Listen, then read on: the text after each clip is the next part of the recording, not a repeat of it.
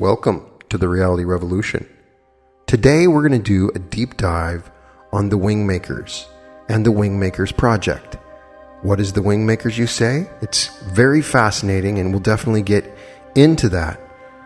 This podcast is dedicated to the Reality Revolution. I believe that we're going through a moment right now where we are awakening, our energies are changing, the world is changing, and you have to question where it's coming from. There's lots of different systems out there and books and authors that are theorizing about what's going on in this unique and powerful shift that many people are experiencing and that can document themselves in their hearts and minds. People are seeing realities created faster. People are raising their consciousness faster. Something is happening on this planet. That is the key behind the Reality Revolution. So one of the things about the Reality Revolution is I want to explore anything that I can find that discusses a coming change in consciousness or in reality. And there are a bunch of different places that talk about this, and hopefully we will discuss and explore all of them. For instance, on a recent episode, I explored the Law of One, a channeled work from the 80s that discusses levels of consciousness and densities that we are moving towards, and that our planet is moving into a higher density. You can believe that it's true or not. And by me going over this material, I want to make it clear I'm not advocating for this material. I think that as a neutral observer, as I've taught, that's the best way to deal with reality and understand it. So neutrally, I also want to obtain as much information as I can so that I can evaluate it in a neutral manner. There are aspects to what I'm about to discuss that seem unrealistic, and it's incredibly possible that this is no different than somebody just creating something out of thin air. There are indications that that is exactly what happened on this. The material presented is powerful, and there are elements to it that resonate with similar things that I've talked about on this podcast, like reality transurfing and the idea of the mirror and the idea of linking the heart and mind. These are fundamental concepts to the Wingmakers. And so the question is, what is the Wingmakers?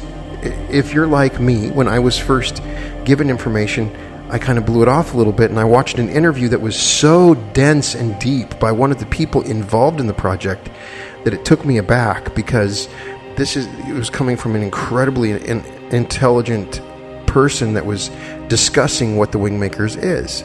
And so I found myself looking and researching, and it's a whole entire Pandora's box was opened, similar in many ways to the Law of One. I wanted to give you an explanation of what it is and how it works, so we can use this episode to get a better understanding of Wingmakers and what it is.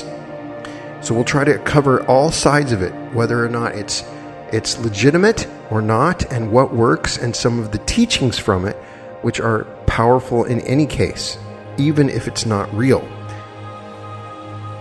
The conception of a world driven by a celestial mechanics, not altogether fathomable by humans, is distinctly a classical Greek idea.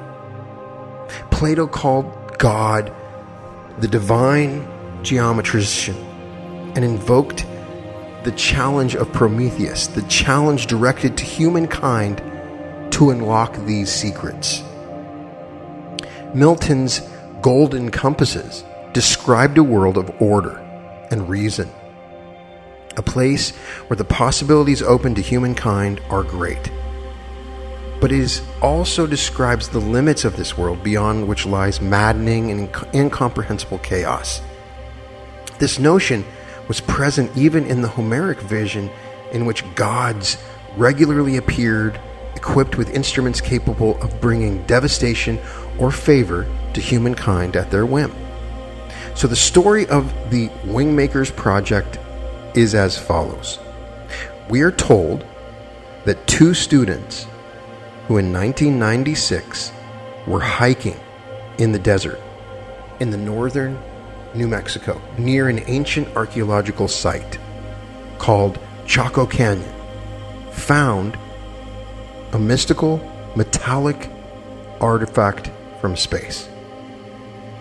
A classified UFO department in the American Security Service, NSA, was assigned to investigate the discovery. This department is called the Advanced Contact Intelligence Organization. The place for the discovery was called the Ancient Arrow Site. And the assignment for the ACIO, or the Advanced Contact Intelligence Organization, was called the Ancient Arrow Project. The artifact, which becomes known among ACIO operatives as the Compass, led them to target a large spiral cave system of 23 plus 1 chambers, which was created in the year 826 by beings from a distant galaxy. These beings call themselves Wingmakers. Wingmakers are time travelers from 750 years in the future and have therefore traveled back in time to the year 826 in order to place time capsules there. They are shortly said future models of ourselves who travel in time in order to correct genetic and historical flaws. We see here that the Wingmaker story is based on the theory of time travel, which claims that history is flexible and is subject to change, or plastic time. In each chamber, in the mythology that they give, there was a wall painting. And you can see on the website, I'll put a link in this, and a technological artifact from space. In the last chamber, the artifact was an optical disc, presumably holding the information about the site's creators and their purpose. After considerable effort to access the optical disc, the ACIO team led by Jameson Neruda, an expert in linguistics and cryptology, finally succeeds and determines the creators of the site as the Wingmakers. Over 8,000 pages of philosophy, poetry, music, genetics, subdimensional equations, and cosmology are contained within the disk. This cave system is the first of 7 so-called time capsules spread around the world. The last of 6 are yet to be discovered.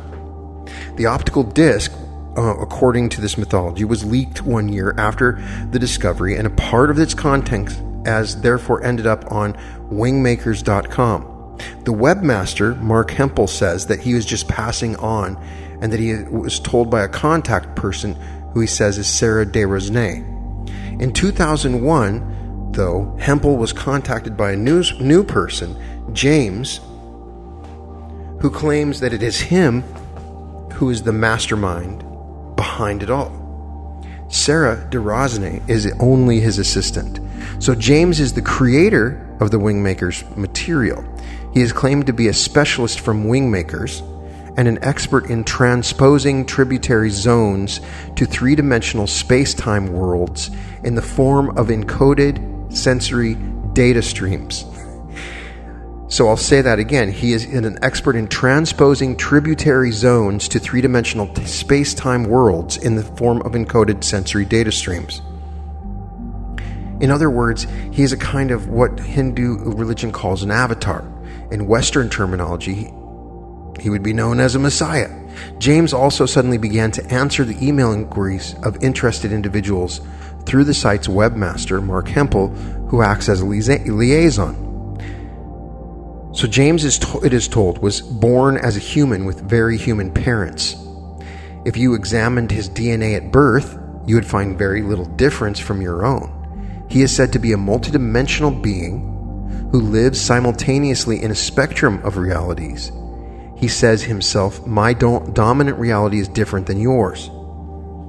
Because of this difference, I'm able to process this human reality at a different frequency rate, which enables me to perceive behind and beyond the three-dimensional surface of this reality, he says.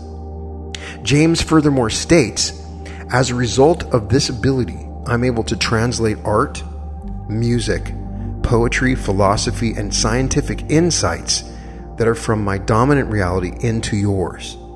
In so doing, I have translated sensory data that will catalyze future discoveries that will redefine the human soul.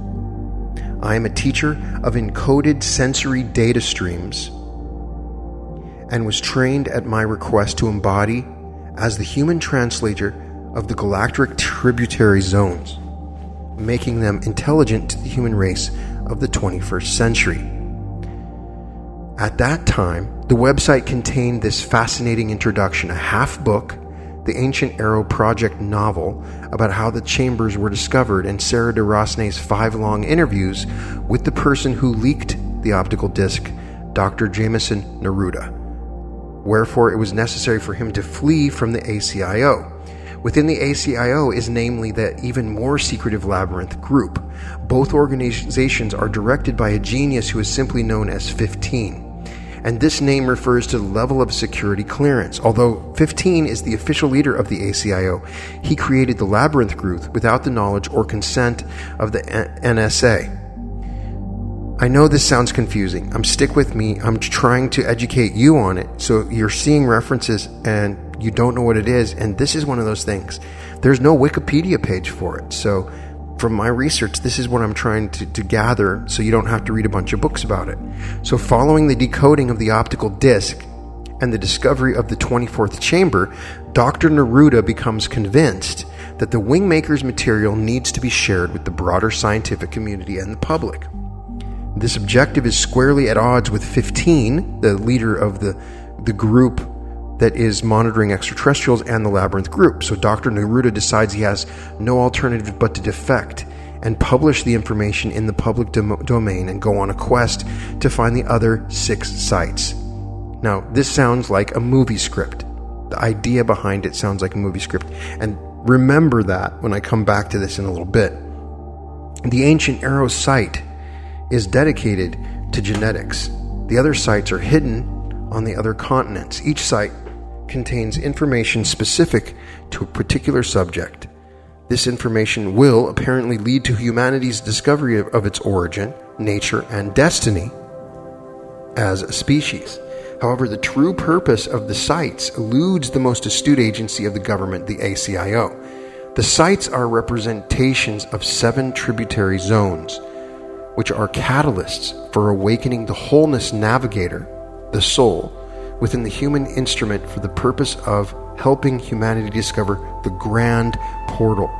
They are separated into 3 distinct categories. 1, super universe-based tributary zones. 2, galactic-based tributary zones. And 3, planetary-based tributary zones. One of the things that you notice when I go over this material is the language. You find it with reality transurfing, you find it with Scientology, you find it with neurolinguistic programming. Everybody wants to create their new language. So this has the grand portal, and this has the wholeness navigator, and some other language. Some of it is interesting, but you can see what's starting to happen here. The implicated purpose is to replace humans' natural philosophical navigator with a sophist navigator. This is the interpretation that's given. The sophist aspect is related to what the Wingmakers call Olin technology, which basically is a propaganda tool for manipulation. The Wingmakers philosophy says intelligent networks are able to operate from a single language with translation interfaces that enable global intercourse. This means language is no longer a barrier to communication. Intelligent networks will introduce a meta-language that translates both real-time written and spoken applications. It will revolutionize the genetic mind's global construct and facilitate the digitalization of your global economy. There will be many within the hierarchy who will object vehemently to the notion of global digital economy, but we will tell you it will happen regardless of the complaints and registered concerns. Your most powerful banks, computer manufacturers, and software companies will merge to create this momentous technology in the one language intelligent network, or Olin. Will become the standard operating system of all the world's computer-based systems.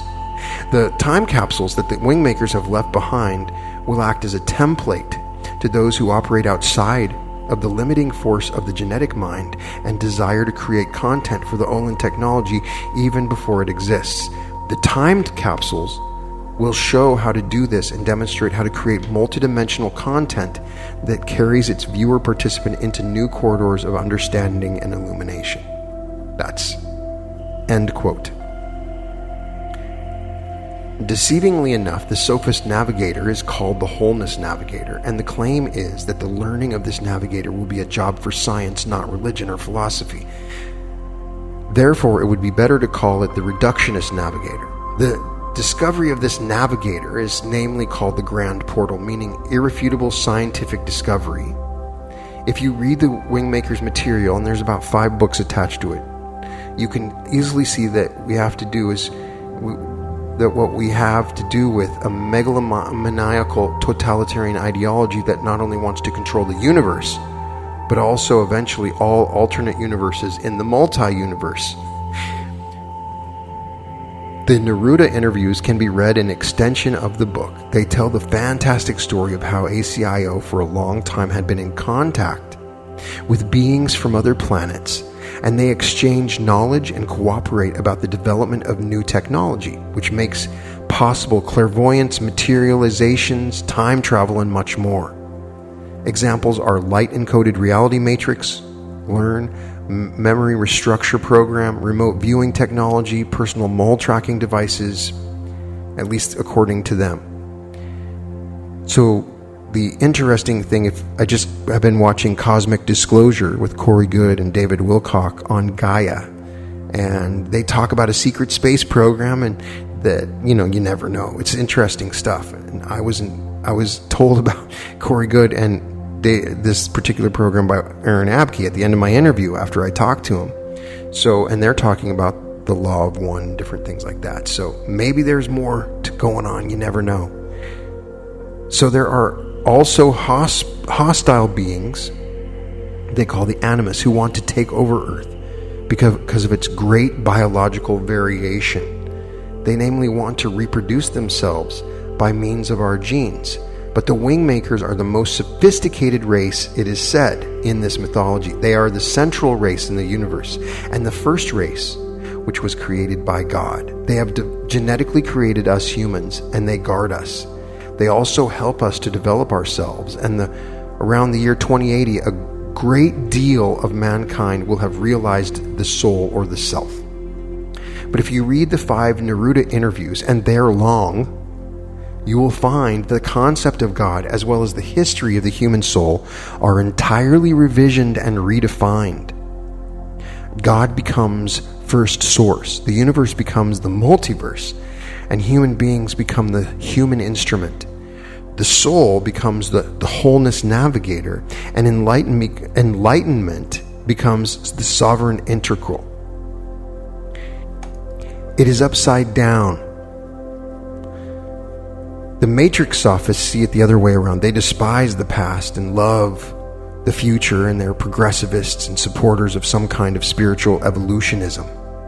The Wingmakers also have a spiritual teaching which consists of 4 philosophical texts and James' response to questions. Moreover, the website contains 24 wall paintings, 48 poems, an extract of pieces of music, and it is all divided in relation to the 24 chambers in this time capsule, and the meaning is that they shall have transcendent effect, and in this way be a portal to other dimensions of reality. The 7 time capsules are also called DNA triggers. Altogether, genetics is a central concept on the website. As we saw, the Wingmakers are here to correct genetic and historical flaws, and the Olin propaganda, the idea that there's one language, is successful. If you do a Google search on DNA activation, today you'll get around 122,000 or 122 million results on variations of the Wingmakers philosophy. We are simply talking about ideological eugenics that aims at improving the genetic quality of the human population so that it performs correctly according to the Wingmakers philosophy. The website is incredibly extensive, worked through, and beautifully done.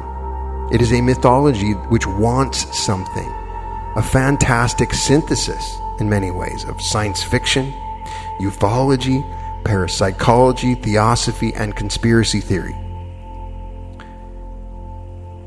The introduction says, although the Wingmakers material is presented as a mythological story designed to stir our imaginations, Stories of this genre are not necessarily pure fantasy, but often contain elements of truth, and this is also the case with Wingmakers. Recall George Lucas' many hours of conversation with Joseph Campbell, probably the greatest student and scholar of mythology in the past 100 years, as he conceived the Star Wars epic.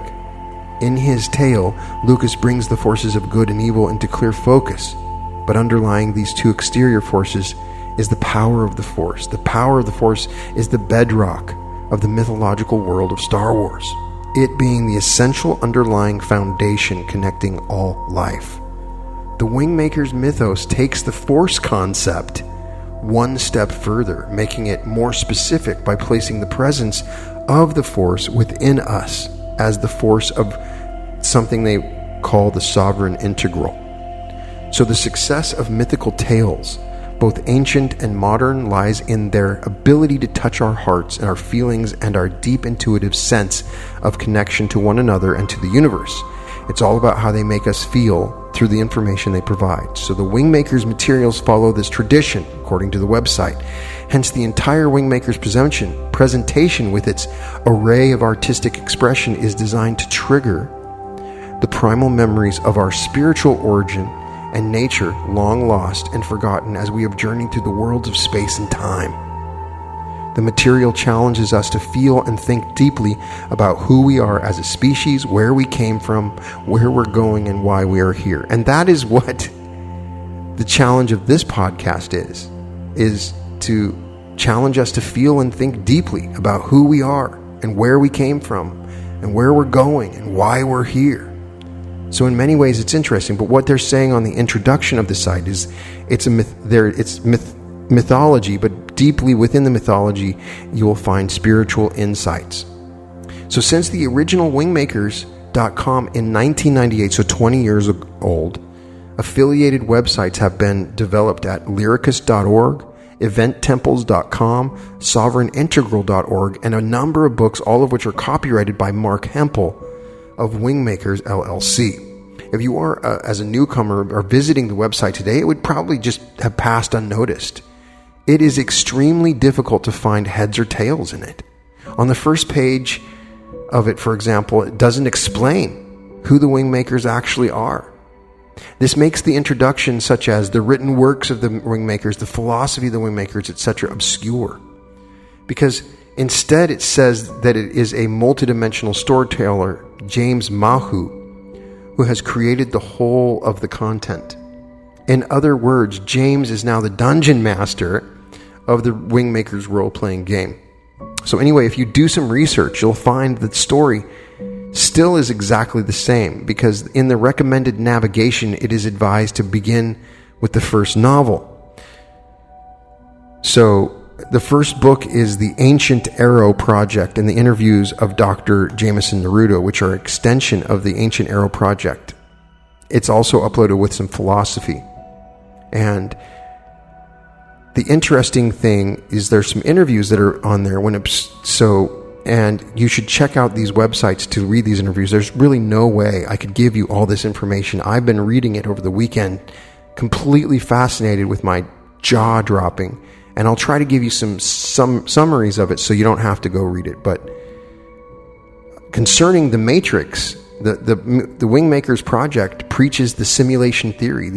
In the introduction to the fifth interview of Dr. Jameson Neruda exposes a fundamental deception that affects humanity across every dimension of life. This deception is that our three-dimensional reality and the human consciousness have been programmed to be perceived as real when they're not.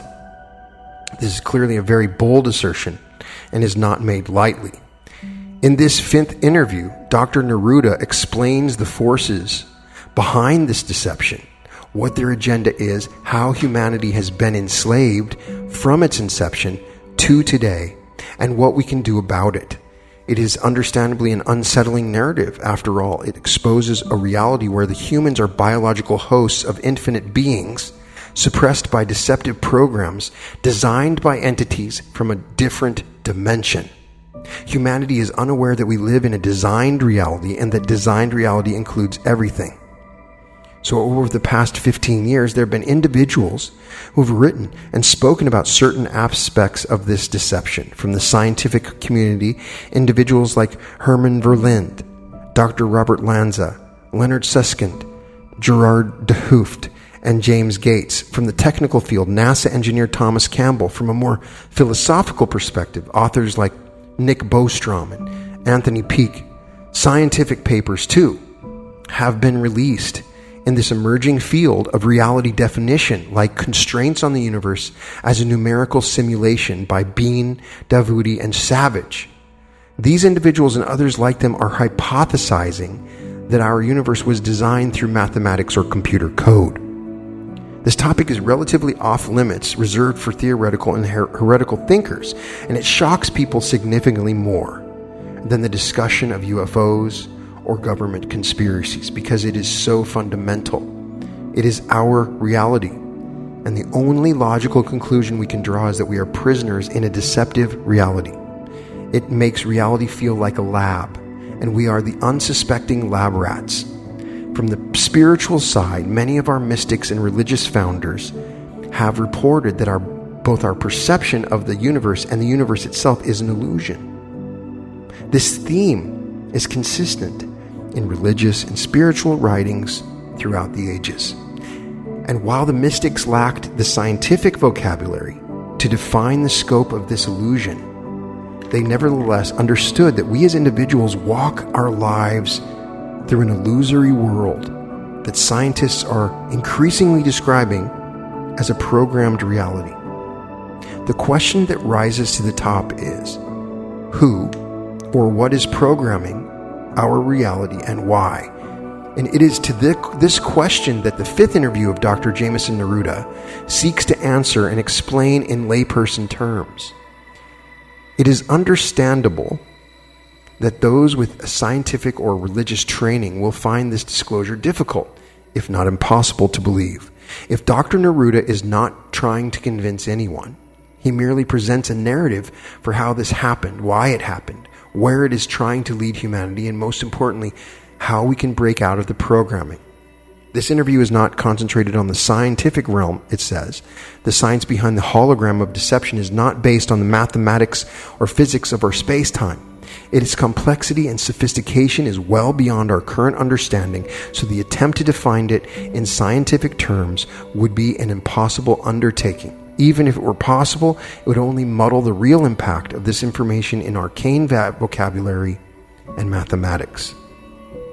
The true focus of the fifth interview isn't the scientific definition of the hologram of deception, but rather how we can free ourselves from its pervasive and illusory presence. The sovereign integral process is defined in this interview in detail, but you may have to read carefully to hear and understand it. This process is truly the centerpiece of the fifth interview. Whatever philosophical perspective you wish to attach to this information that is shared in the spirit of oneness and equality, and the sovereign integral process is a decidedly experiential practice. As thought-provoking as the backstory and the chessboard of reality as depicted in this may appear, it is the behavioral adjustments that are the real purpose of this disclosure. The Wingmakers materials are not focused on the knowledge or spiritual experiences. They are dedicated to the new behaviors that support the ongoing unfoldment of the sovereign integral process on Earth within the human species. The word behavioral intelligence is used a lot in this. It is this process that you're really reading about and experiencing in this podcast, whether you believe in the existence of a matrix, a hologram of deception, or the sovereign integral process, remains available as a tool to use in your daily life. Now, all of this is, of course, extremely confusing. Since you need to understand the whole thing upside down. The Wingmakers Project wants you to believe in a false conspiracy, the simulation theory, where they can lure you into their own teaching. Maybe it's false, but I don't know about the simulation theory. I think that there's been some research that proves that certain elements could not be simulated. There's always an easy answer to that, but all ideologies have an enemy image, an anti-ideology, which they have created themselves. And in this case, the hologram of deception.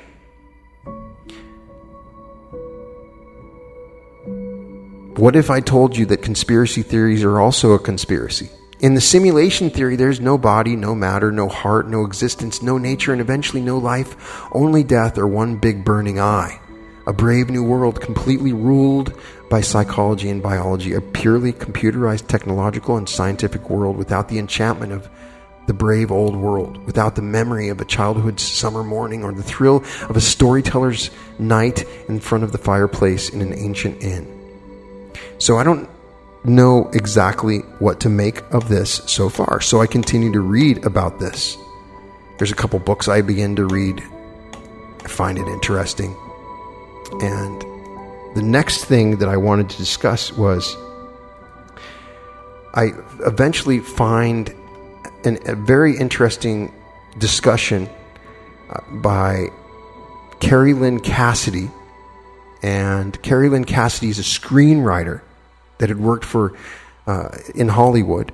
And so Carrie Lynn Cassidy they had something called Project Camelot.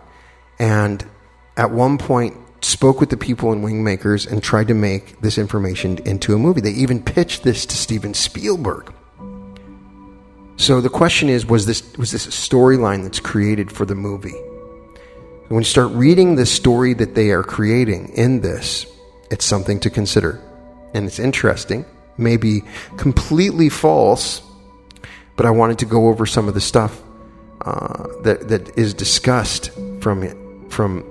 They ask in the interview, there's an interview that they do with James, and this is the dude that is supposedly multidimensional.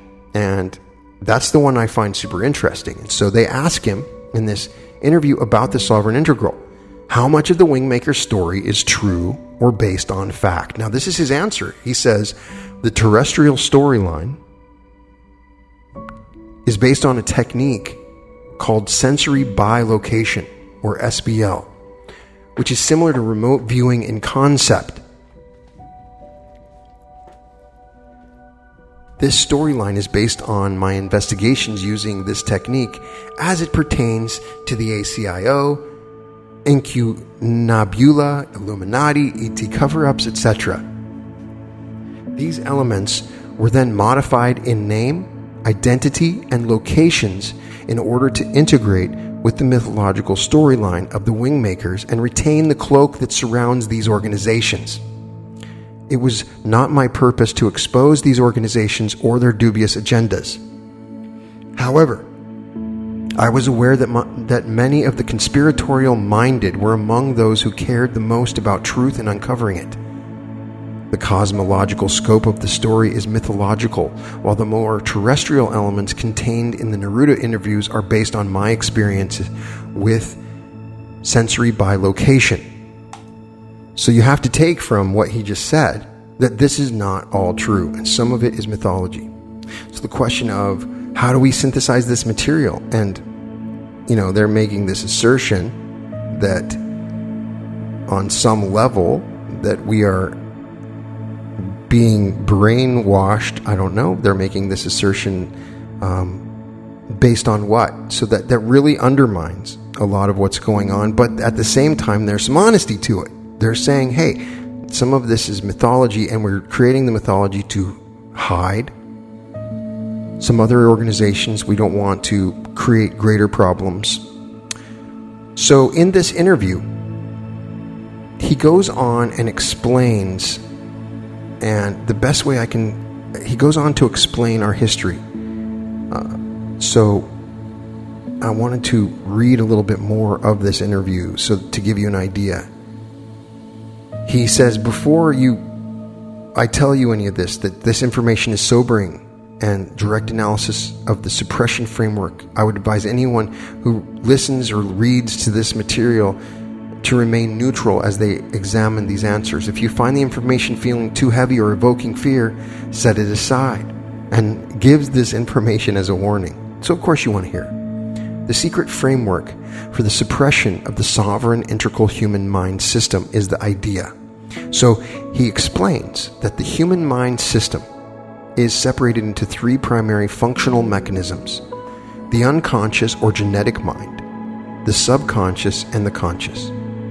The three components intermingle to form what most people term consciousness. The human mind system is the most opaque and distorted veil that has stood between humanity and its true self, perverting its self-expression within the domains we call reality. The unconscious, genetic mind is the repository of all humanity. The subconscious is the repository of the family bloodlines. And the conscious mind is the repository of the individual. However, and this is important to understand, the foundational patterns of thought are primarily from the subconscious and genetic mind structures of consciousness. Thus, while the individual believes themselves to be individual, unique, separate, and one of a kind, in reality they're not. Not in the context of the human mind system. You can conceptualize yourself as a copy of the human family folded inside a copy of your parents and bloodlines, placed into an individualized expression. You. The you is a human mind system particularized into one expression, but its roots are entirely planted in the soul of humanity and the parental lineage, all of which is downloaded into the developing fetus before birth. This is precisely why, after 10,000 generations, we continue to operate in the same patterns of greed, separation, and self-destruction. The image in the mirror is upgraded with better clothing and more sophisticated masks, but underneath the image remains the same feelings, the same thoughts, and the same behaviors. Social and cultural engineering via the entertainment and educational systems conspire to entrain the individual during the developmental years, activating the programs and subsystems of the human mind system to ensure that the individual is properly prepared to conform to the reality matrix of their time and place. Even those who are nonconformists, who fancy themselves outside the box, are well within the parameters of the human mind system. He goes on to mention a concept called the money power grid. The reason for the human mind system to exist is for the elite to exercise control over the money power grid. Money is the prime objective of the elite because it imbues power to those who possess it. Money takes many forms, including assets of precious metals and petroleum, land or real estate, minerals and products and services. Money is the god of the elite and their banks of the religious institutions in which they can worship their god. The corporate elite, government elite, underground elite, and banking elite constitute the money power grid controllers, those in positions of power, especially within the banking sector. So this starts to sound kind of conspiratorial in many ways. So then he goes on to mention something called the interdimensional universe structure. This is the structure of reality domains and how they interface with one another. IUS is a very complex subject to disclose in formats such as this. Human beings are both dimensional and interdimensional, he's explaining. First source is all of us. It is the collective us. It is not a God living in some distant pocket of the universe. First source is the human collective unencumbered with the human mind system. First source divided itself into individualized expressions, us. In the beginning, we inhabited dimensions that were not material, but existed at quantum levels of space. So it's interesting, because he hasn't really started to explain this, but then they start to explain what happened. So this is where it gets a little bit weird, like Scientology weird, like aliens coming out of the volcano type of weird, but hey, why not? I'll read it to you. So, however, as the dimensions grew in density through the expansion of creation, our creation, we as individualized interdimensional beings were seduced to enter the human body. This seduction was a co-conspiracy of forces led by Anu, the king of the Anunnaki, who required enslaved workers to mine the physical gold that was present on Earth in abundance. Those beings we now consider the Atlanteans were interdimensional living upon Earth. And Anu, with great cunning, convinced them to embody in human instruments. So there's this storyline in another interview where the people of Atlantis were interdimensional beings infinite interdimensional beings living on the earth. And the Anunnaki came and tricked them to inhabit what is essentially a robot, the human body, with a system that was designed to make them subservient so that they could basically have robot slaves. And that's how the human body was created. So the embodiment was a grand experiment in human engineering, and the human mind system was at the core of this project. Anu realized that the only way to enslave the Atlanteans was to sheath them in a mind system that would reduce their capacity to express their true nature, and instead express the programs embedded within the human mind system. These programs were the creation of Anu and his scientists. The God-Spirit-Soul complex, this is the central element of the human mind system that anchors separation. The individualized human being free of the human mind system is called the sovereign integral. This is the true identity of each and every human being, the sovereign integral. And in this model of the sovereign integral, we are gods of our local multiverse, and collectively we are first source in the multiverse. Why is the God-Spirit-Soul complex the anchor of separation? James explains that we have two paths, religion and spirituality, each being different sides of the same coin. And this coin is the God-Spirit-Soul complex. Now, Anu being the intelligent, clever entity that he is, knew that humans would evolve. And in this evolution, they begin to remember that they are the sovereign integrals. Bear in mind that the Atlanteans were highly evolved beings before they donned the human instrument of Anu's creation. Also remember that the human instrument is not simply the physical body, but includes the emotions and the human mind system, and that this human instrument is componentized so that while the physical body dies, a higher dimensional body or sheath that is based on the physical body carries on. Some refer to this as the soul, others refer to this as the astral body, but it is simply a sheath for the sovereign integral to operate within, and it remains subject to this human mind system and its programming. So even when you leave your body, you're still being controlled by this old technology. Thus, even upon death, the sovereign integral is not released from the influences of the human instruments programs. So when we go back and look at all these different religions that have talked about enlightenment, and for instance, in Buddhism and Hinduism, they talk about overcoming our incarnations. They may in fact have found ways to go back and become the sovereign integral that we were before we were enslaved in our human bodies, at least based on this mythology. The Anunnaki created the human mind system in order to consign the sovereign integral, the true self that is infinite and eternal, into a prison of conjured illusions and deceptions. So the human instrument was fitted with the human mind system, and the sovereign integral was placed within it as the life force, that which powered the human instrument. An aspect of the God-soul complex was the program we call the fear of death, the fear of separation, the fear of non-existence. It was this fear, so powerfully felt by humans, that gave rise to the construct of a separate God, from which a spirit-filled universe, and from which we were all created in separation. Whether one arrives to God through religion or spirituality does not matter. It is the same effect of appeasing the fear of death within the individual, just as the program specified. In effect, Anu, the king of Anunnaki, positioned himself to be God of the human world. The pathway to God, independent of the religion or spiritual path one walked, had the same program underlying it. You are human with a soul. This soul must be redeemed or activated, upon which you will be saved. In this process of being saved, you are relinquished of self-responsibility to the world's condition.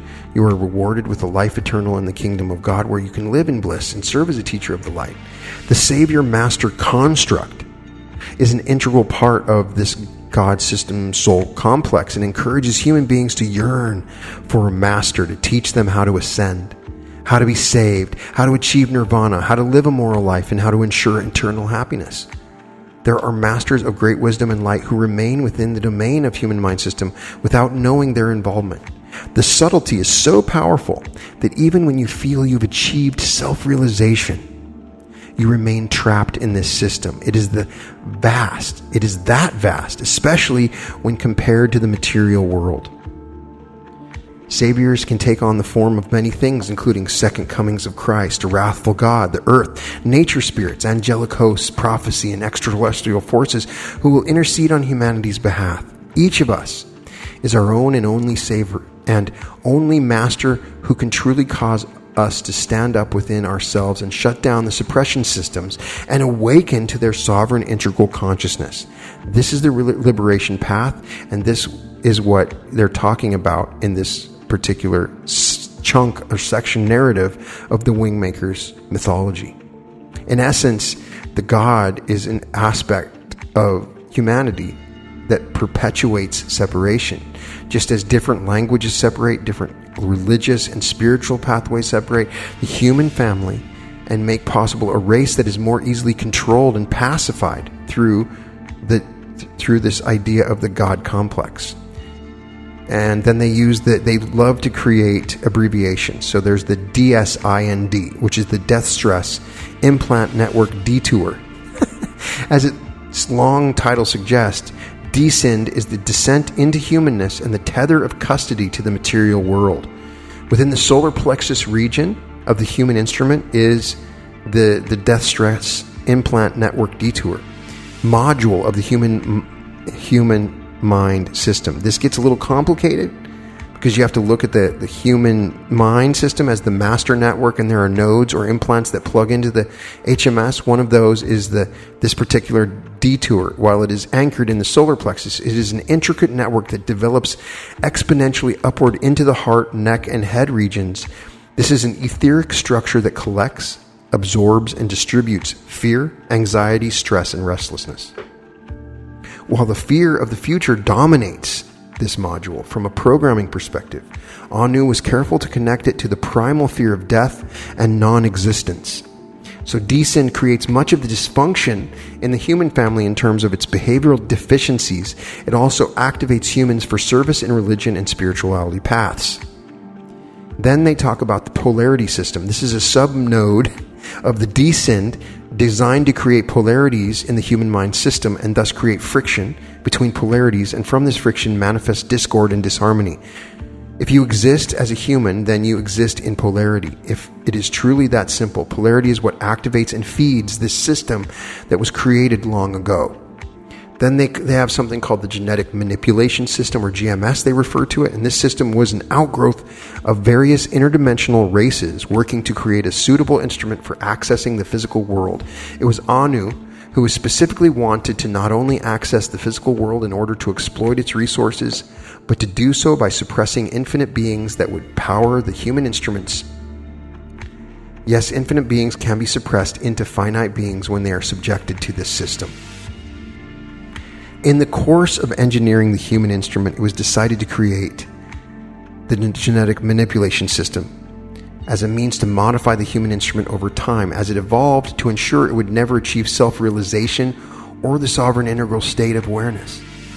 The state of Satori, nirvana, cosmic consciousness, enlightenment, and rapture were all different names for heightened states within the God-Soul complex, which was still within the domain. So those things are not, they're all programs.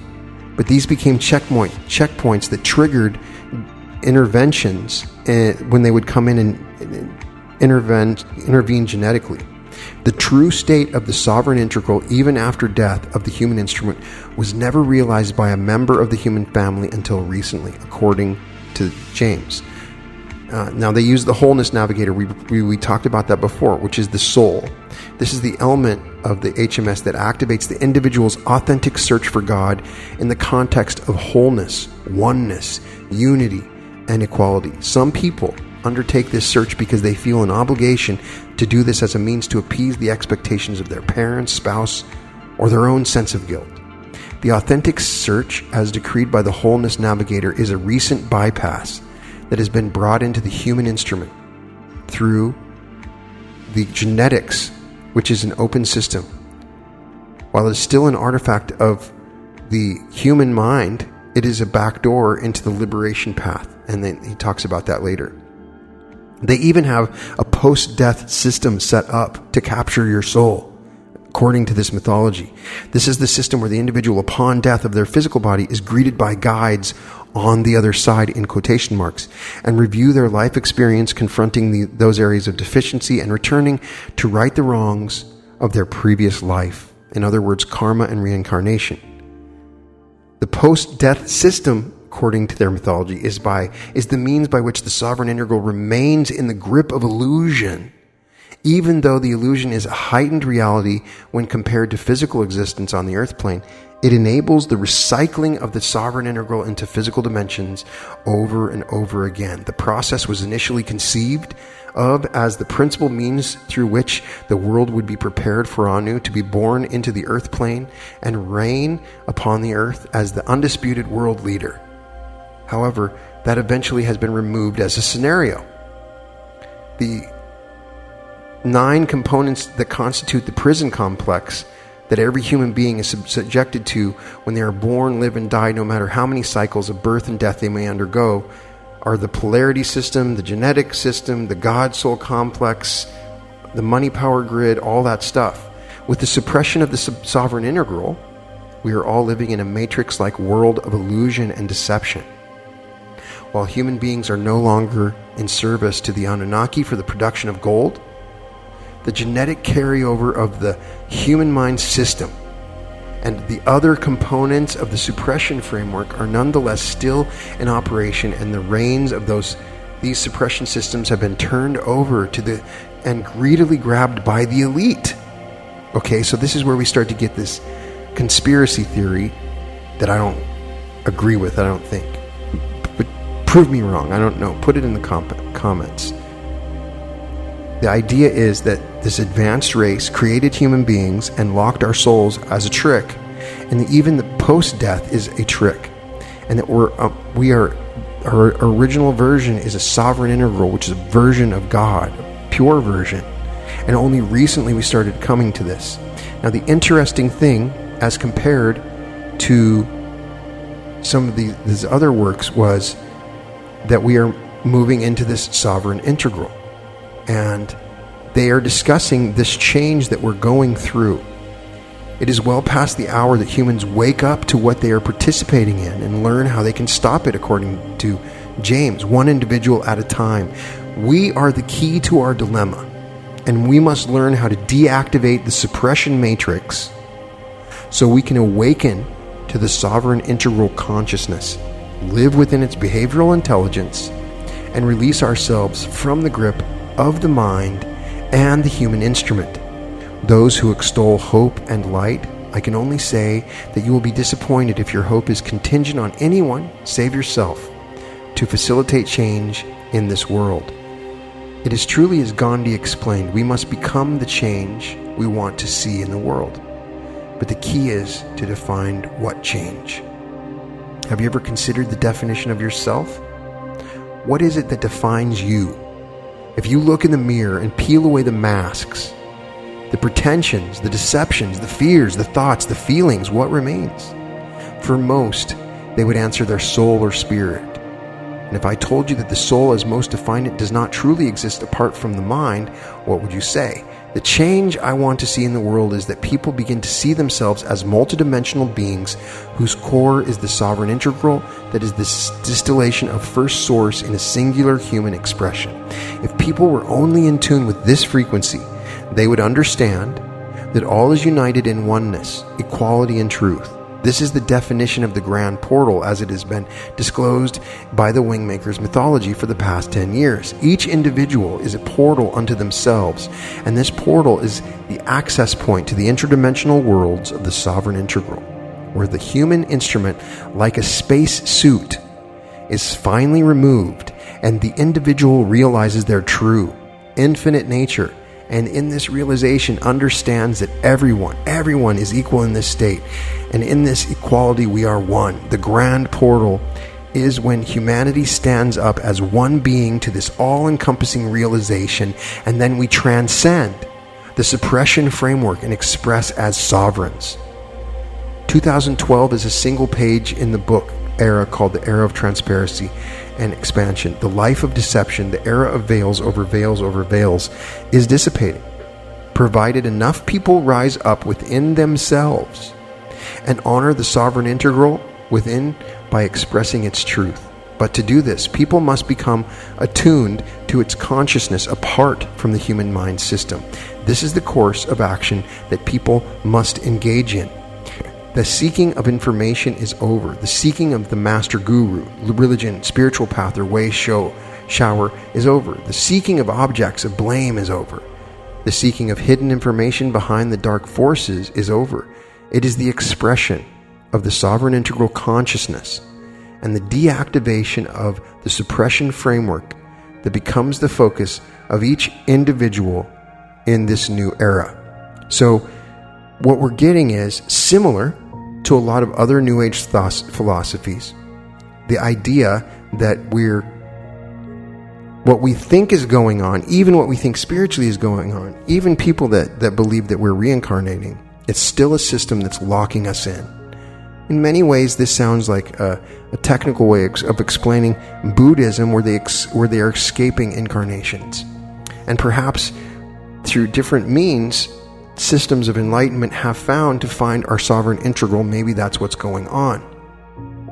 And so maybe the enlightenment that we realize goes beyond all of that and outside of that from where we came before. So the next question I found that is very interesting, and I wanted to share it because if you go back, I had an episode on the Law of One, which was a channeled work by a being called Ra, who explains the way the universe was created and the earth and a bunch of cool things. Check out my episode that is a brief synopsis on the Law of One. The reason you can still judge that, I'm not telling you that it's truth, as I'm saying that I'm not telling you that this is truth. The purpose of this is to explore these materials and give the information to you, and you decide or explore further. And through this process, maybe I'll find some relevant information that is it's fun to think about. It's interesting to think about. And if it's true, there are some exercises that help you to find the sovereign integral. And it's kind of like, why not? We can try some of these exercises and I can discuss some of this stuff. But they ask a question that's related to the Law of One. And they say, my own view is that our planet is a conscious being, and that the planet and humanity is moving from third density into fourth to fifth in the coming years. My understanding is that we have entered the fourth density at the present time. According to the raw material, not all of humanity will move into the fifth density, but we will remain in a third density Earth out of choice and due to their emphasis on service to self versus service to others. How do you view this? So they asked James, the dude that's supposed to be the multi-dimensional dude, and he says, Earth has a consciousness, is indefinable. The moment you bring in a description of Earth's consciousness, you define it. And the moment you define it, you frame it in separation. And the moment you separate it into elements, you deceive its true essence. Earth is a host consciousness, and this is its essence, even though that creates separation and therefore a degree of deception. Yes, the densities are shifting, but these are artifacts of the human mind system. Even the belief that the near infinite dimensions of the astral and mental planes are real is a comparison to the physical plane. I would suggest to you that what is in the purview of the human instrument, which includes the physical, emotional, astral, and mental densities or dimensions, are all caught up in the human mind system and suppression framework. It is not of the sovereign integral, and it is therefore impermanent, existing in polarity, separation, and deception. In other words, it is a creation designed to conceal what you truly are. The earth is not shifting to a new dimension, according to James, in order to raise its consciousness and ascend to a higher state, nor are the fortunate few going to be swept along because they did something better than others, and therefore they are the chosen. We as a human family are being prepared to live as sovereign integrals upon the earth. Will this happen in 2012? No. This was written before 2012 when there was a lot of discussion about that. 2012 will feel like any other year for most people. There's no year or specific time that will define the era of transparency and expansion. The rise of the sovereign integral is happening quietly in the most unexpected places. people are beginning to see that what has been encoded within their human instrument is a system of control, deception, and manipulation, and at some deeper level they glimpse a new clarity. As fleeting as it might be, they perceive themselves to be more than a system of feelings and thoughts packaged inside a body. This is what is to come. People awakening from a virtual reality inside a virtual reality. Earth is part of this new transparency. Nature has already donned this new apparel and wears it proudly. But humans have not noticed, for our programs lack the perception. It will be in part through nature that human family will be awakened, and Earth is preparing for this eventuality. When it occurs, it is not because Earth is vengeful or God working through Earth is delivering his wrath. It is Earth nature expressing its new transparency and expansion in its own way.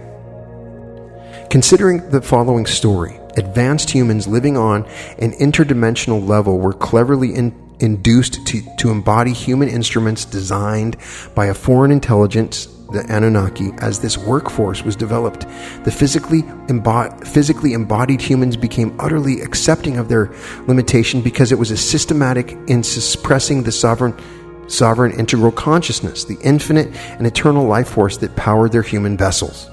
Early on, human bloodlines intermixed with their designers, and the human evolutionary pathway into diversity was accelerated. Part of this diversity was contained within the elite societies that helped to formulate the separation of human family in the money power grid. The designer gods, the Anunnaki, were ultimately satisfied with their mining operations and left Earth and the human creation behind.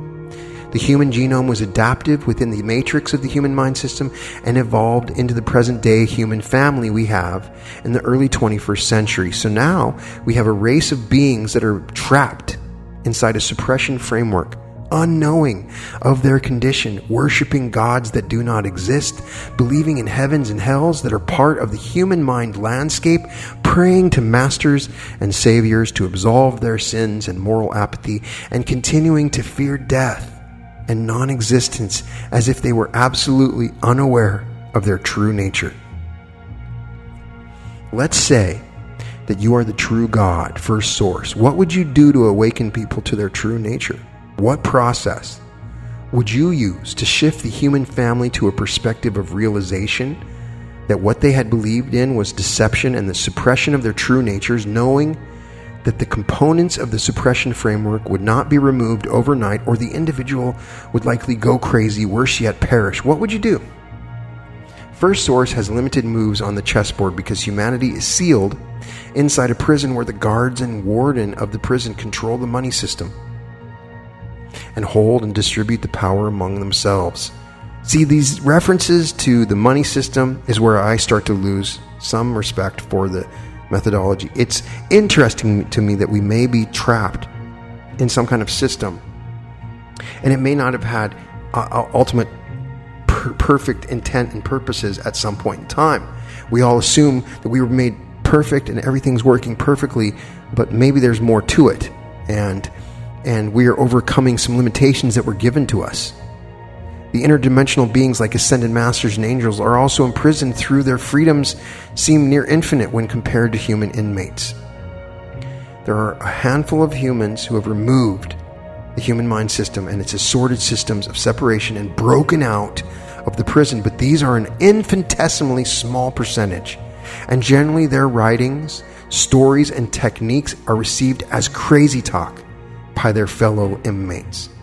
And even if a handful of humans escape the prison sends its guards to recapture them or discredit them in such a way as to render their deeds as supernatural or worse yet demonic. The real problem in this story is that humans within the prison do not see the prison as a prison or the guards as guards. They are oblivious to the imprisonment. Thus, they are not trying to escape from the prison. Rather, if they are seeking to escape from anything, it is from boredom, anxiety, poverty, pain, bad relationships, illness, depression, and hopelessness.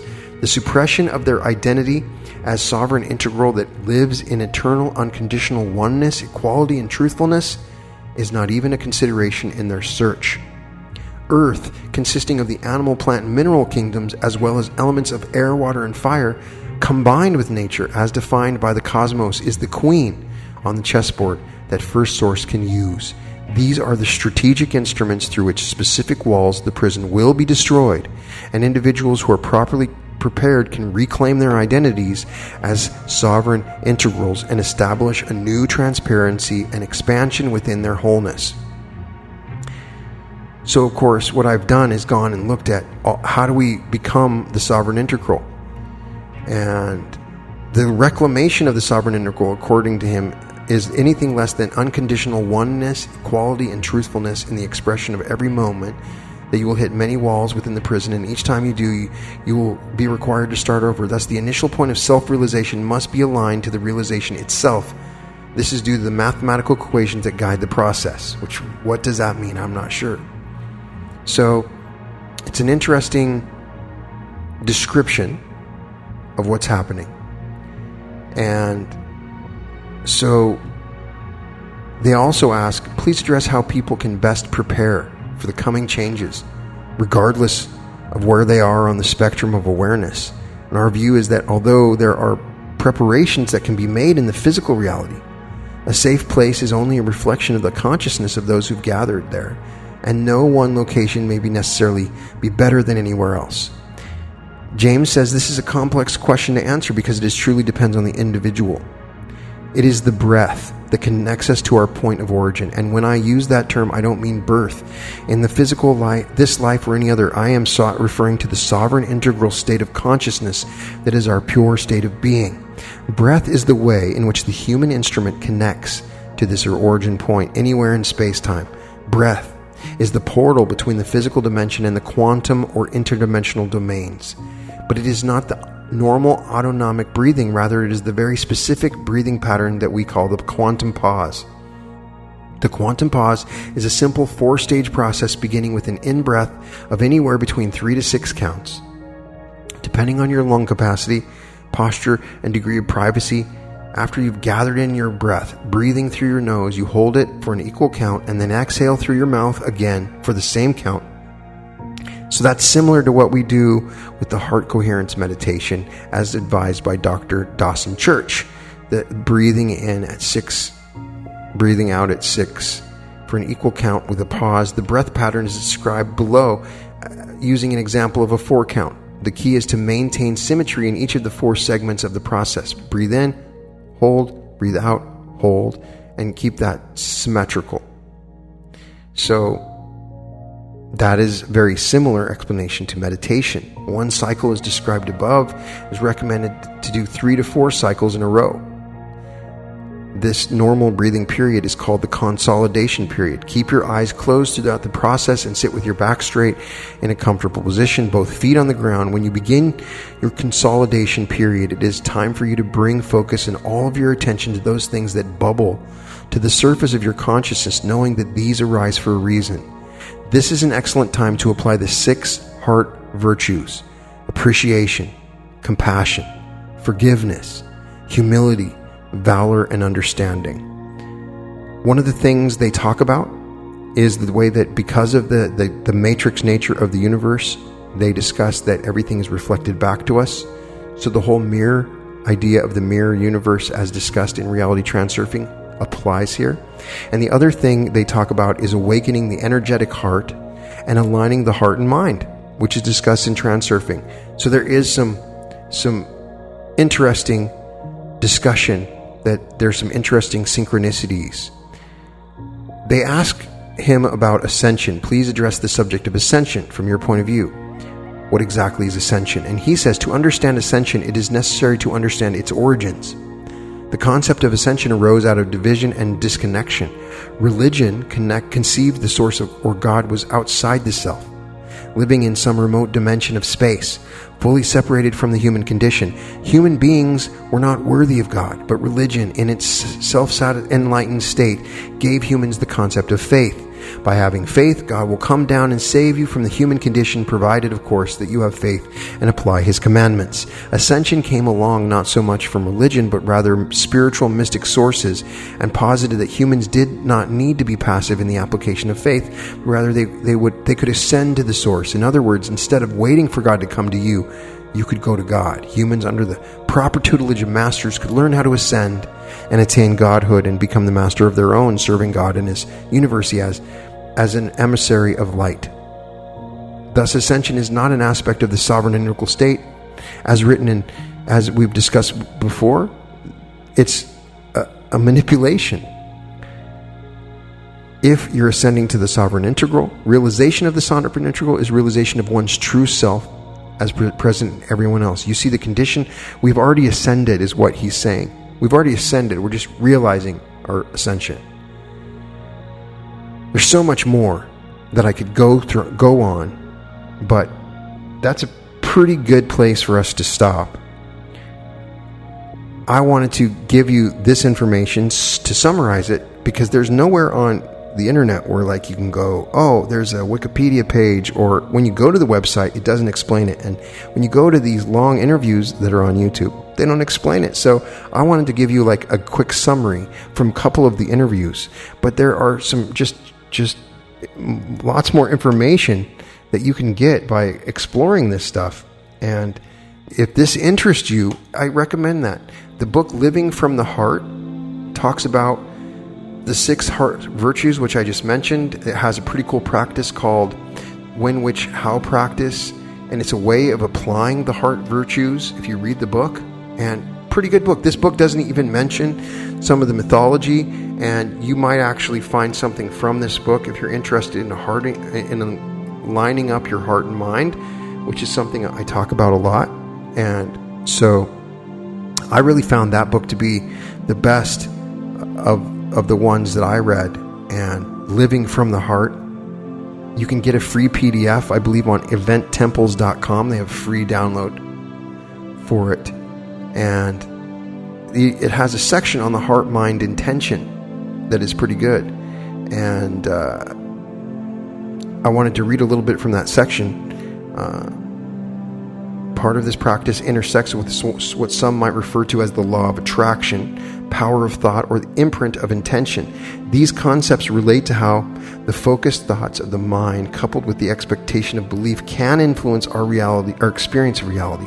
There is some truth in these concepts, but they are not the drivers of reality. Reality is a much more complex thing than being a result of intentional focus or mental visualization or prayer. So that what they're explaining is a little bit similar to reality transurfing as we get further. Part of reality is a result of your individual blueprint. Part of your experience relates to your higher self setting up experiences for you. Part is a consequence of your past actions. Part of it is a reflection of your thoughts and emotions and their energetic attraction. And part is the desire of your higher self to experience new energy fields.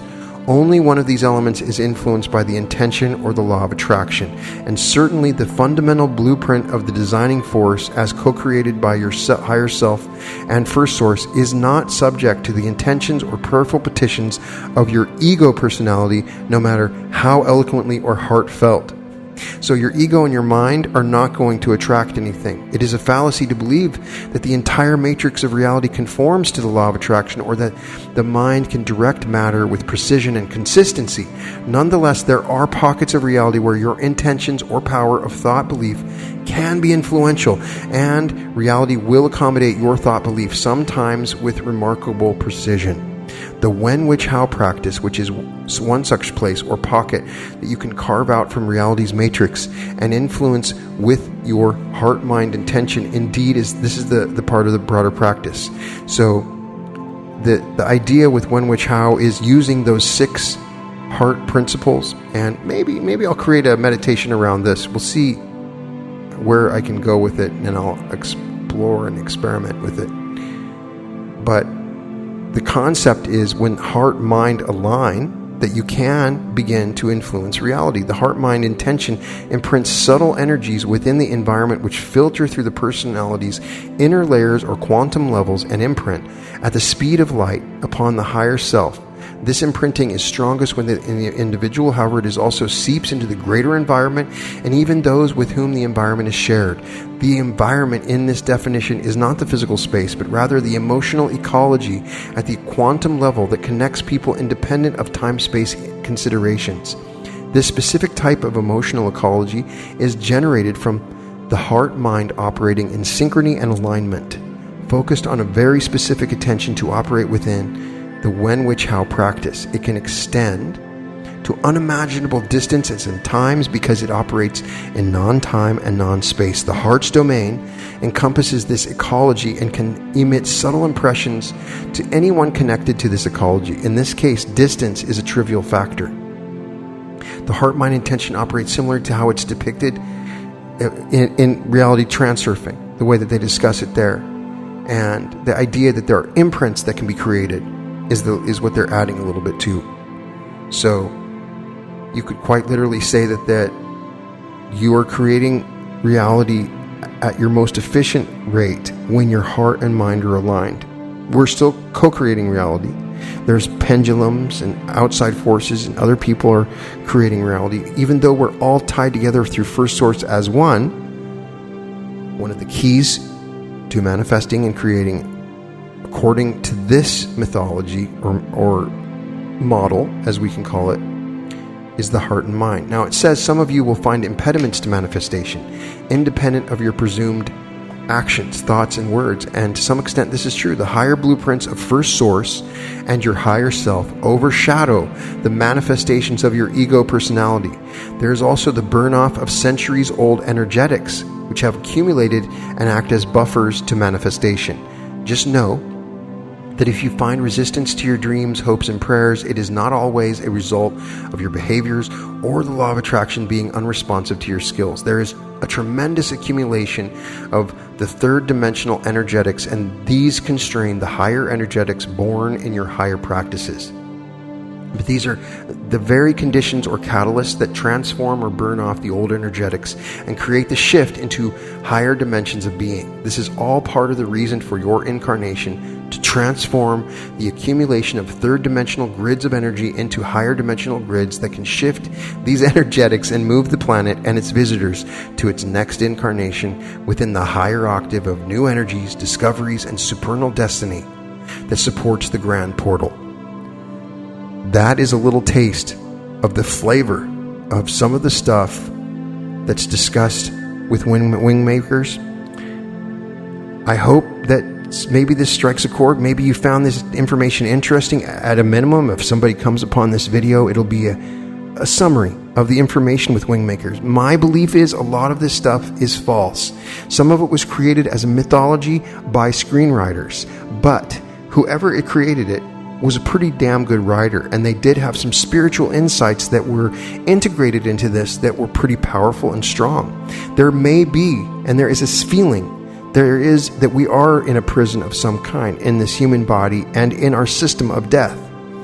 Is it true or not? It's been reflected in many different writings, particularly in Hindu and Buddhist writings about reincarnation. But all we can do is continue to explore this, and our exploration of this will move us closer to what they call the sovereign integer, whatever that means. But I hope that gave you some bit of understanding. I don't think I'm going to do too many more episodes. I might maybe flower some meditations with some of this information. But if you guys want me to explore this further, there are several more books and there's many more interviews, and I can happily do that if people find this information appealing. But I primarily was inspired by Claire, and I want to thank her when on the Facebook group, when I asked for people to give me topics to talk about, she had mentioned this, and I'm always interested in new stuff. So if you want me to discuss or to analyze or go into detail about a particular subject, maybe you should join the Facebook group, The Reality Revolution, where we discuss all kinds of topics. There's very few rules, and I want to get information from you, and I can get feedback. And if you participate with me, the more information you bring in, the more I can share, and it's all a group project in many ways. We are a part of a reality revolution, and we need information, and you are a part of this just as much as I am. If you want to see any episodes of The Reality Revolution, all episodes are available at therealityrevolution.com. For coaching on meditation or anything else like that, you can find me at advancedsuccessinstitute.com. It is always a pleasure to share really interesting and fascinating concepts such as these. And welcome to The Reality Revolution.